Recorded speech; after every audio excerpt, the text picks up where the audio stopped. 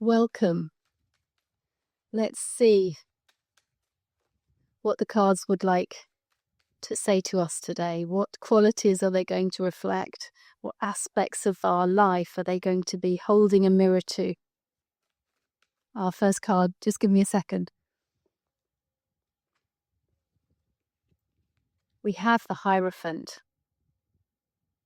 And if those of you who've noticed the series that I'm doing about those of you that are at crossroads or a big decision to make at a turning point in your life, I'm using the fives when they come up to illustrate this idea of a turning point halfway between the aces and the tens, where we make a pivot, we change direction, and we see this five here with the Hierophant. And the idea of the five is what happens when we choose instead to focus on our lower aspects of self. That voice, the voices in our head that tell us we cannot do things, that says we're not good enough, we are not worthy, that we will fail. The one that says that things keep getting in our way, it's taking too long. That voice, when we stop listening to that voice and turn to instead a state where we sit in presence and we allow a state to enter us, if you like, if we recognize that divinity within us, the spark that feels different, and when we can sit in that presence, then things turn around. And here we have the Hierophant marking that turning point, if you like, where we go from the earthbound to the heavenly or the higher states of being. So the Hierophant there is a major arcana, recognizing a big aspect in your life, possibly a big turning point here for you, where you stop focusing on the outside world, what's going on, what keeps showing up in your life, the patterns of behavior, and instead you decide to do it differently. And we have a Three of Pentacles here. Time to stand up and start to put some structures in place here. We see here almost like a portal. We've got this kind of sacred geometry going on here with those arches. And I learned recently that the Gothic arches that we see here had a geometry to them, a very specific geometry, and it was an angle of 137.5%, this, or degree, I should say, the degree of angle. And why is this significant? Because apparently this is the angle that flowers use to grow.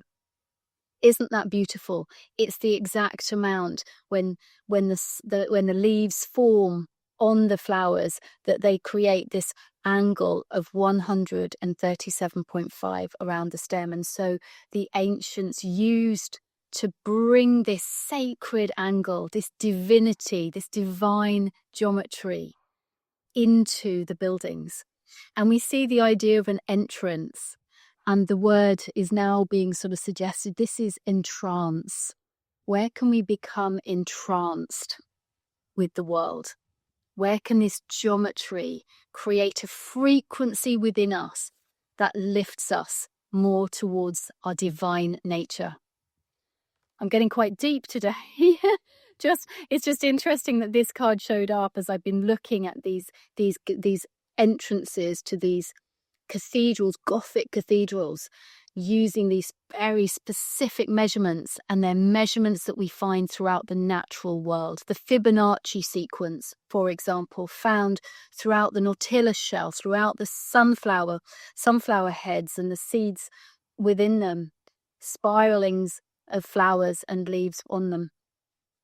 Hey, we have a visitor today. Good to see you, Tux. And here we have the Hanged Man. So the Hanged Man also taking the time to go within. The Hanged Man is not somebody that's been hung from the neck to be killed. This is someone who has chosen to stop looking at the outside world. He could be dancing here. But he's chosen instead to go within. He's no longer paying attention to what's showing up in his outer world. He is in charge now of creating that divine, with the divinity within him. He's taking the time to do that, to find the stillness and the connection to source. And we can see that this connection to source has lit him up like a light bulb. radiant around his head. His auric field is alight.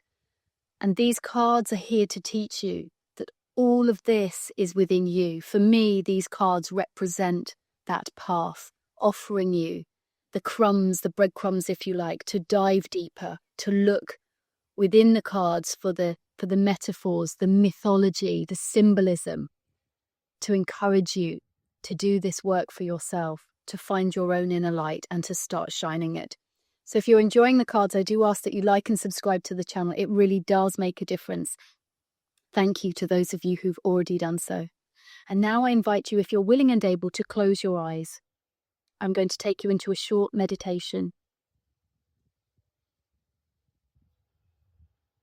So, what have you been focusing on recently? If you think about your day-to-day activities, are you getting caught up in the patterns that you've created for yourself, the belief systems that you hang on to? Where do you find yourself just repeating things, situations, people coming into your life? Where do you get caught up in having to react to situations? And where can you recognize that perhaps today the cards are asking you to turn this around?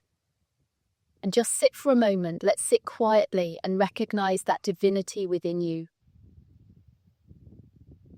Feel into opening up and creating space for something more sacred to come into your life.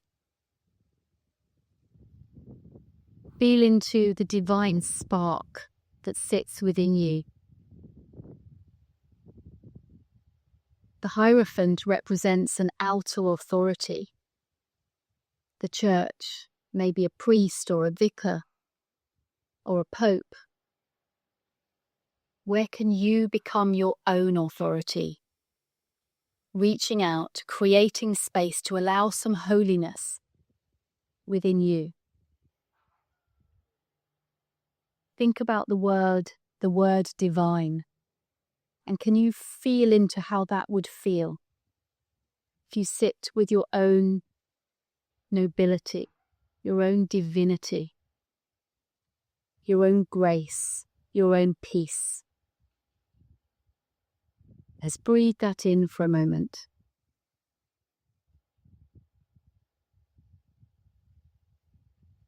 And where can today perhaps mark that moment where you decide you're not going to fall victim to circumstance?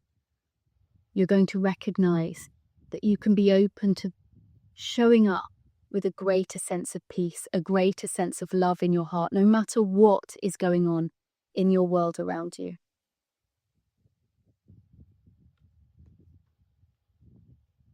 And maybe you have to do things differently.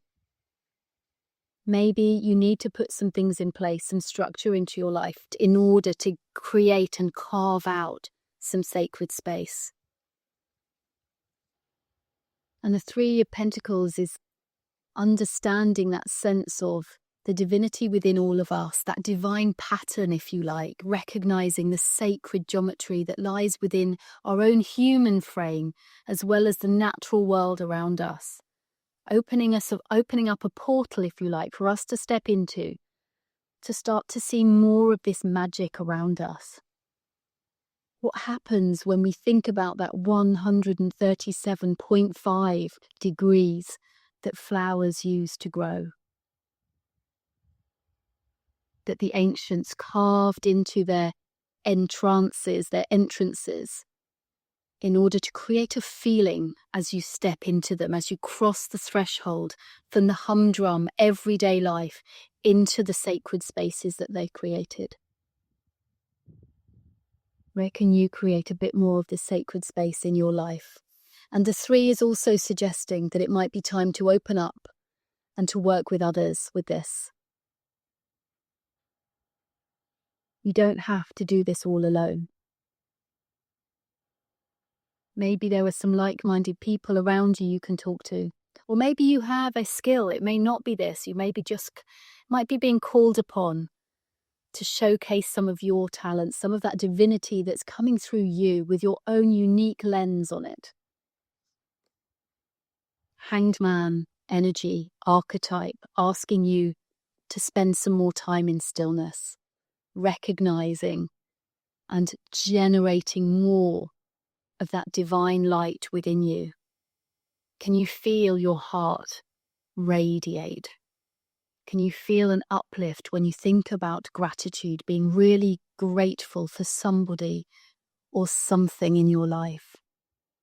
Feel your heart respond to that. Feel into love, and how can you grow that more around the space around your heart and send it out into the world?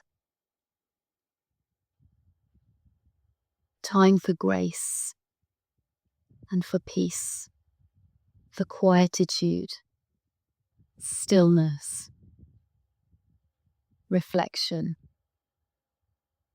Turn your world around.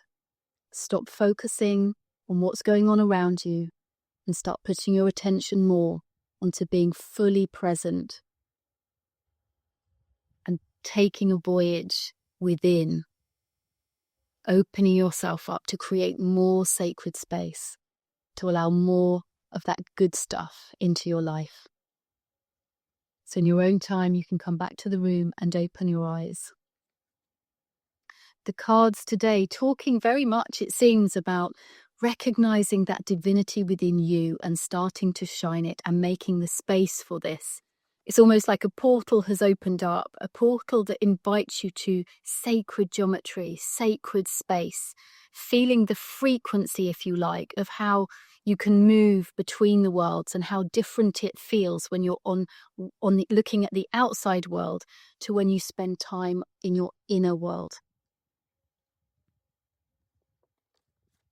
And our hanged man saying, yes, we have the outside world where we can dance and sing and have fun and whatever's showing up for you there. But what if we turn that upside down? What if we spend time just facing inwards? Take time to illuminate our hearts and minds. What a difference that can make, and how different can that feel? Have a wonderful day.